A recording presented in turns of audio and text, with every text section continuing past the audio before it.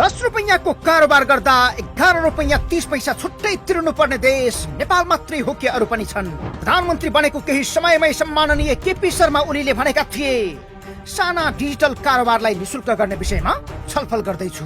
अब प्रश्न उठ्छ, प्रधानमन्त्रीले छलफल वा कोसिस गर्ने हो कि सिधै काम गर्ने हो, अथवा काम गरिसकेपछि मात्रै सामाजिक सञ्जालमा लेख्ने हो। तर सेप्टेम्बर 15, 2024 अर्थात् 2081 भदौ 30 मा प्रधानमन्त्रीले गरेको वाचा 2082 सुरु भएर वैशाख पनि सकिन थाल्यो, अझै पुरा भएको छैन। ओली प्रधानमन्त्री भएको 11 महिना पुग्दैछ, 2 महिना पुग्दा गरेको वाचा पुरा भएन के स्टनले मात्रै देश बन्छ? प्रधानमन्त्रीले लेख्नुभन्दा 6 दिन अघि नै प्रधानमन्त्रीका प्रमुख सल्लाहकार विष्णु रिमालले समेत यही विषय सामाजिक सञ्जालमा पोस्ट्याएका थिए। उनले भनेका थिए, धेरैको गुनासो छ, अहिले सबै जसो डिजिटल पेमेन्ट सिस्टम छ। ₹10 को बिस्कुट किनेर डिजिटल पेमेन्ट गर्दा ब्याङ्कहरूले ₹10 चार्ज लगाउँछन्। त्यसमा 13% भ्याट जोडेर ₹11.30 काटिन्छ। चिया खाएको, साग किनेको जस्ता साना कारोबारमा पनि ₹11.30 काटिन्छ। ₹10 तिर्दा ₹21 काटिने यस्तो त हुँदै भएन। मलाई यो गुनासो जायज लाग्यो।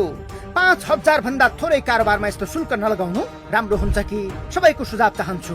उनलाई आम सर्वसाधारणले सुझाव मात्रै दिएनन्, यसको पहल लिएकोमा सुरुमै धन्यवाद दिए। राम्रो कामको सुरुवात गर्नुभयो भन्दै साथ र समर्थन दिए। तर 11 महिना बित्न थाल्यो, प्रधानमन्त्री र प्रधानमन्त्रीका सल्लाहकारले आम जनतालाई पङ्गु बनाएको आभास हुँदैछ। किनकि प्रधानमन्त्रीले बोल्नुभन्दा अघिसम्म ₹10 चार्ज लाग्थ्यो, तर उनी बोलेको केही समयमै सरकारले झन् त्यसमा 13% भ्याट असुल्न थाल्यो। ₹10बाट ₹11.30 पुग्यो। यसरी डिजिटल कारोबारमा भइरहेको लुट झन् मच्चिँदै गयो। अब यसका केही उदाहरण हेरौँ। यहाँ एकजना व्यक्तिले आफ्नो मोबाइल ब्याङ्किङ सिस्टमबाट ₹10 कारोबार गरेका छन्, तर चार्ज मात्रै ₹11.30 काटिएको छ। अब यो अर्को हेरौँ। आइतबार मात्रै NIC एसिया ब्याङ्कबाट एक व्यक्तिले माछापुछ्रे ब्याङ्कमा रहेको खातामा रु ₹87,000 पठाए, त्यसमा पनि ₹11.30 चार्ज काटिएको छ। अर्का एक व्यक्तिले कुमारी ब्याङ्कलाई किस्ता तिर्न 9,000 पठाए, कनेक्ट IPS का नाममा ₹9.04 चार्ज काटियो। यसरी चार्ज काट्न कुनै दायरा वा मापदण्ड छैन।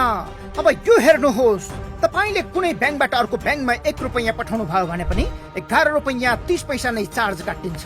त्यो भ्याटको पैसा चाहिँ कस्टमरमै भारमा लगाइयो कि सर, कस्टमरकै भागमा लाग्यो। ए हजुर, कस्टमरले पहिले 10 थियो, अब भ्याट बढेपछि कस्टमरलाई नि लगायो भनेपछि त्यो चिज कि एनसिएसले एब्जर्भ गर्न सक्नुपर्छ, अथवा ब्याङ्कहरूले त त्यस्तो एब्जर्भ गर्न सक्ने भएन भन्नाले टोटल लाग्दाखेरि चाहिँ उहाँको रेट चाहिँ यो के भन्छ, डिजिटल ट्रान्जेक्सनमा कुनै पनि कस्ट पर्दैन है सर। मतलब त्यस्तो हेभी कस्ट पर्दैन नि। तपाईँले पर ट्रान्जेक्सन ₹11 लिने भने कुनै एङ्गल